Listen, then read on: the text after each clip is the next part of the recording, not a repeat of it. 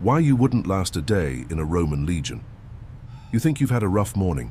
Maybe your alarm went off too early. Maybe the shower ran cold. Maybe you sat in traffic for 40 minutes, staring at the brake lights of someone who clearly has nowhere important to be. Let me tell you something. If you had been born just 2,000 years ago, a rough morning would have meant something else entirely. It would have meant being jolted awake before sunrise by a bucina, a bronze horn blown directly outside your tent by a man who has never once in his career considered the feelings of the people he is waking.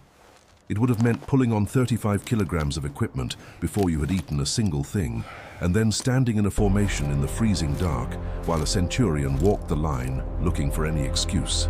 It would have meant knowing that the day ahead of you contained 20 miles of marching, several hours of drilling, the construction of an entire fortified camp from scratch, and the very real possibility that somewhere between breakfast and dinner, someone was going to try to kill you with a spear. That was Tuesday. That was just Tuesday. The year is 60 AD. You have just woken up inside a Roman legion camp somewhere on the frontier of the empire. And I promise you, you would not last until sundown. Your bed is not a bed. It is the ground. Specifically, it is the packed dirt floor of a leather tent shared with 7 other men who have not bathed since the last river crossing, which was 4 days ago and upstream from a settlement whose hygiene practices you have chosen not to investigate. There is a wool blanket that smells like the inside of a wet animal, which is essentially what it is, and a leather ground sheet that keeps approximately 40% of the ground moisture from soaking through to your body. The other 60% gets through anyway. You wake up damp. You will go to sleep damp. In between, you will sweat enough to be a different kind of damp. And then the evening air will cool that sweat, and you will spend the night cold and damp in a new direction. The tent is 8 men in a space designed for 8 men with absolutely no margin left over. There is no room to stand fully upright. There is no room to stretch your arms without hitting someone. The man on your left snores with the dedication of someone who has been practicing since childhood and has achieved genuine mastery. The man on your right has a persistent cough that he has had since Germania, and which the Legion doctor says is nothing serious, meaning it is not going to kill him today, which is the threshold for serious in 60 AD. You have been sleeping within 2 feet of these men for 8 months.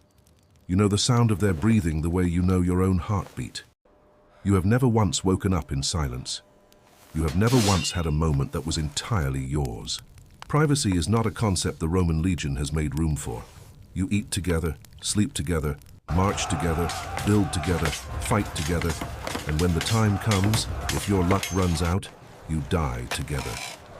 The Legion has engineered the solitude out of you on purpose, because a soldier who thinks of himself as an individual is a liability, and the Roman military has been removing liabilities from its ranks for 600 years with the kind of institutional efficiency that only comes from a very long time of trial and error. The bucina sounds. You have approximately 30 seconds before the optio comes through the tent. You get up. Let us talk about what you are wearing, because this is where the morning takes its first serious turn against you. Your tunic is wool. It is always wool. Wool in summer, wool in winter, wool in the rain, wool in the river crossing, wool forever and without mercy. It is not the soft merino wool of a modern sweater. It is coarse, scratchy, agricultural wool that has the texture of a hair shirt and the smell of everything it has absorbed over 8 months of continuous wear, which is considerable. Under the tunic, if you are lucky, a linen subligaculum, a kind of loincloth that provides minimal protection and maximum opportunity for chafing. Over the tunic goes your armor. The lorica segmentata is the iconic armor of the Roman legionary, the overlapping plates of iron that you have seen in every painting and film and museum exhibit. What those paintings and films and museum exhibits do not communicate is what it weighs, what it feels like to put on, and what 8 hours inside it does to your body. The lorica segmentata weighs between 9 and 15 kilograms depending on construction. It goes on over the tunic in a process involving multiple leather straps and buckles that you fasten yourself, mostly by feel, in a dark tent, at a speed dictated by the sound of the optio getting closer. The metal is cold at this hour. It will be cold for the first 2 miles of the march, and then it will be warm, and then it will be hot, and then it will be a problem for a different reason. The helmet goes on last, an iron bowl with cheek guards and a neck guard designed to keep blades away from your skull, designed extremely well for that purpose and with complete indifference to comfort, ventilation, and the specific geometry of your individual head. The chin strap chafes. The cheek guards limit your peripheral vision in a way that you have spent 8 months failing to fully adjust to. The helmet traps heat in summer and conducts cold in winter. It sits on your head for most of the day, and by the end of the day, it has left red pressure marks on your temples that take hours to fade. You pick up your shield and your javelin and your gladius and your pack, and you walk out of the tent into the pre-dawn dark of the Roman frontier. Formation. Right now. The morning formation is where the day's orders are given and where the centurion reminds the century that his standards are what they are and that falling short of them has a specific cost schedule. The centurion carries a vetus, a vine staff, which is his badge of rank and also his primary tool for on-the-spot correction of soldiers whose conduct or equipment or posture or expression falls below acceptable levels. The correction is physical and immediate. There is no warning, no verbal reprimand, no documented grievance procedure. There is just the vine staff applied to shoulders, backs, and occasionally heads. With the practiced efficiency of a man who has done it so many times, it has become reflexive. You have been hit with it 3 times in 8 months. You have learned to stand correctly in formation. The orders this morning are simple. The century will march 15 miles to the next waypoint, make camp, and await further orders. 15 miles sounds manageable until you do the math on what 15 miles means inside a Roman military column in full kit. Your full kit, by the time you pick up everything the Legion requires you to carry personally, weighs somewhere between 35 and 40 kilograms. That is roughly half your body weight, distributed across your back, shoulders, and hips by a carrying frame called the furca, a forked pole from which your pack hangs. Inside the pack, 3 days of rations, your entrenching tools, your share of the tent, your cooking equipment, your personal effects if you have any, and various additional items that the army has decided are your responsibility without asking your opinion on the matter.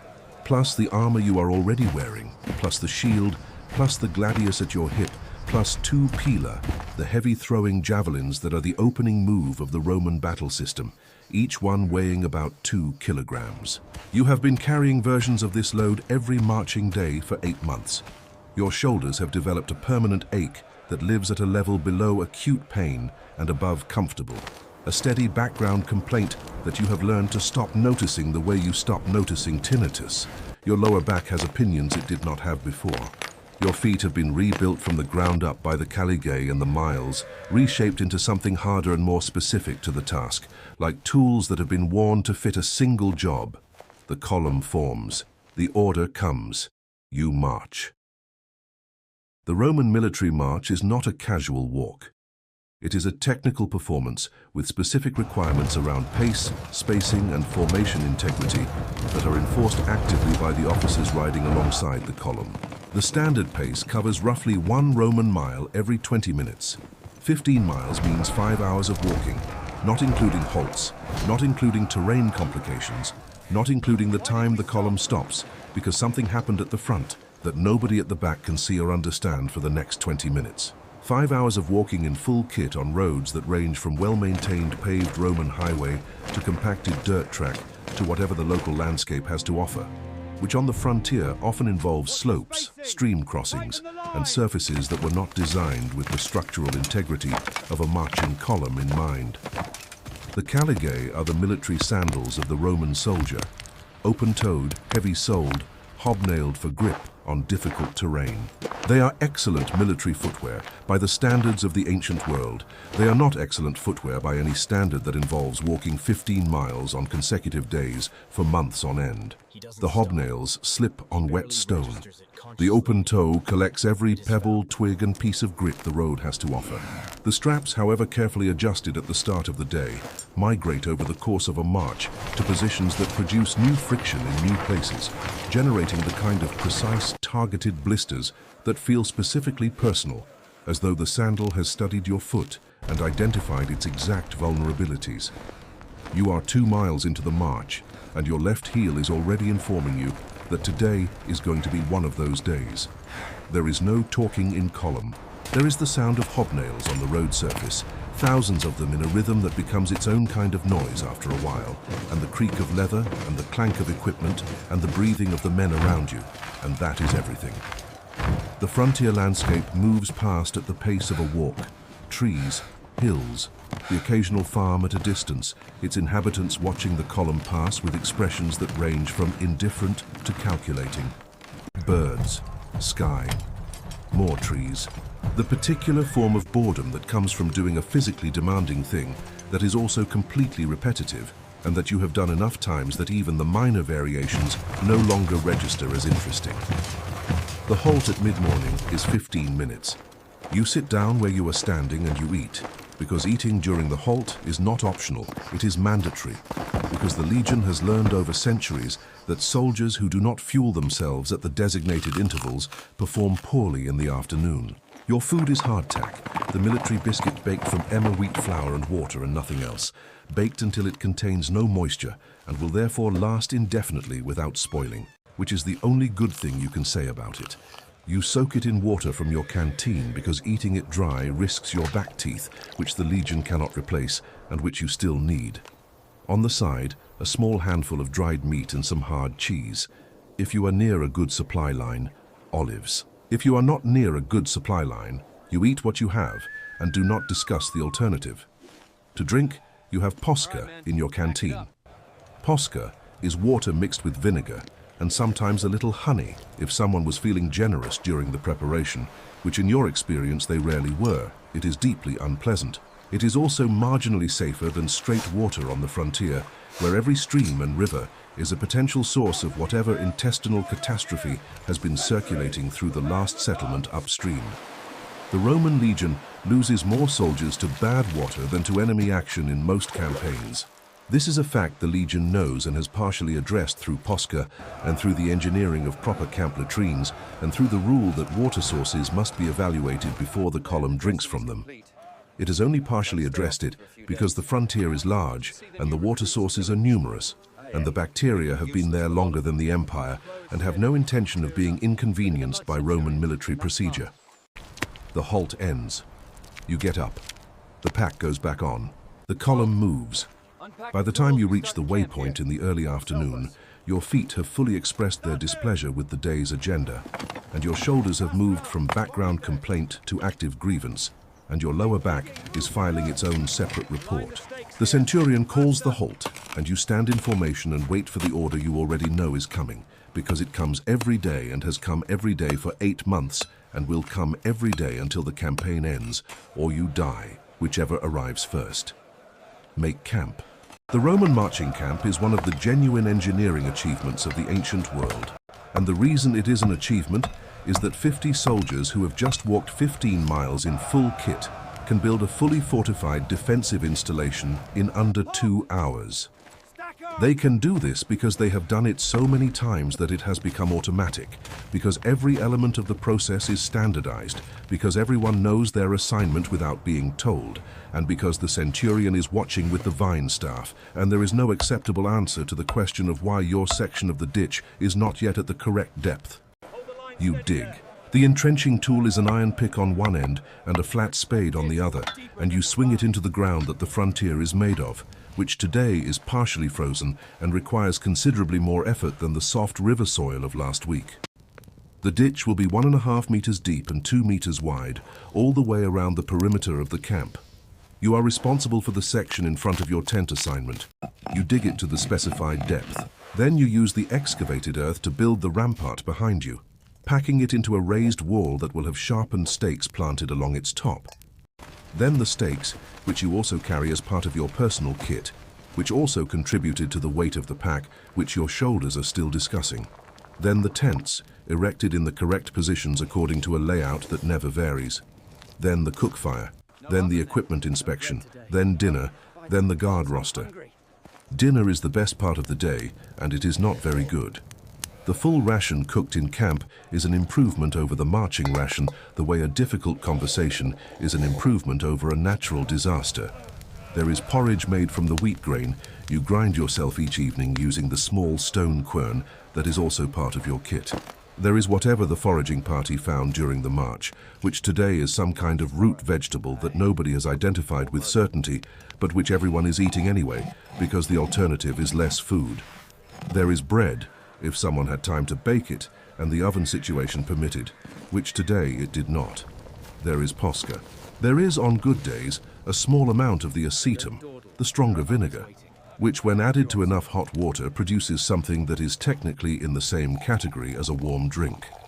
You eat sitting by the fire with the 7 men you share your tent with, and this, genuinely, is the part of the day that is almost tolerable.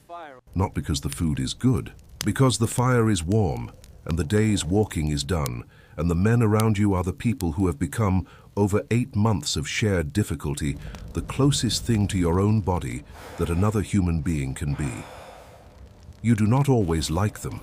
You do not always want to talk to them, but you would die for them without a moment of deliberation, and they would do the same for you, and in the specific calculation of Roman frontier life, that is worth more than liking someone.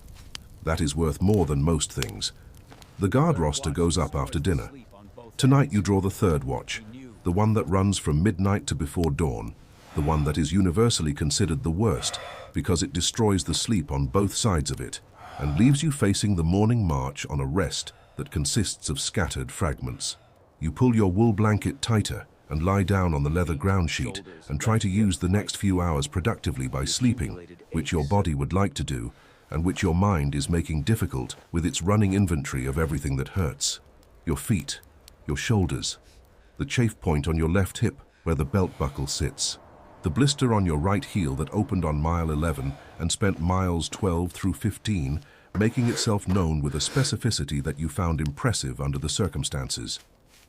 The cold, which is not yet the killing cold of deep winter, but is the preliminary cold that announces that killing cold is making plans. The accumulated ache of 8 months of this, which lives in your joints and your spine and your hands, and which you have stopped trying to locate precisely because it is everywhere, and locating it precisely does not help with anything. You think about home. Everyone thinks about home, even the ones who claim not to. Home is wherever you were before this, whatever it contained, whoever was in it. For some of the men in your century, home is a better memory than others. For all of them, it is very far away and getting no closer. The Legion's term of service is 25 years. You are 8 months in. The math on that does not produce a comforting number, and you have learned not to do it after dinner, because doing it after dinner makes the night longer than it already is. The call for the 3rd watch comes before you feel like you have slept at all, which may be accurate. You pull on your helmet in the dark, pick up your gladius and your shield, and walk out of the tent into an air that has gotten considerably colder since you lay down. The frontier at this hour is a specific kind of dark, the dark of a place that has no artificial light anywhere within miles, where the stars are the only thing between you and complete darkness, and they are very far away.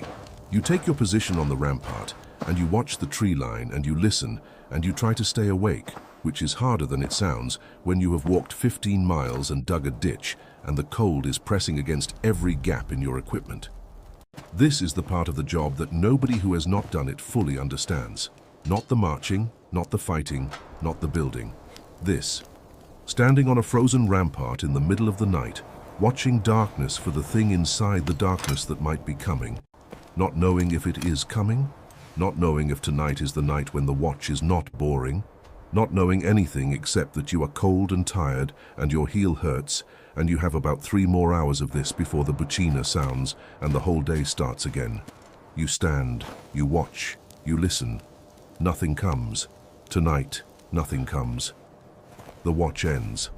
You go back to the tent and lie down in the remaining dark and sleep for the 40 minutes that remain before the horn sounds and the optio comes through and another day begins, identical to this one day closer to something you have learned not to calculate the distance to because the distance does not bear calculating, and tomorrow you will do it again, and the day after that, and the day after that. For 25 years, if the spear misses, if the water is good, if the winter is survivable, if the luck holds. So the next time your morning feels difficult, The next time the commute is long, or the coffee is wrong, or the meeting runs over by 20 minutes into your lunch, say a quiet word of thanks to every man who stood on a frozen rampart in the dark, who marched 20 miles with 40 kilograms on his back, who ate hardtack soaked in vinegar and called it breakfast, who built the empire that built the roads, that built the cities, that eventually, after a very long time and a great deal of suffering, produced the world that you are currently finding inconvenient. This is not nostalgia for the past. It is a receipt for the present. History behind the glory. History like you've never seen it.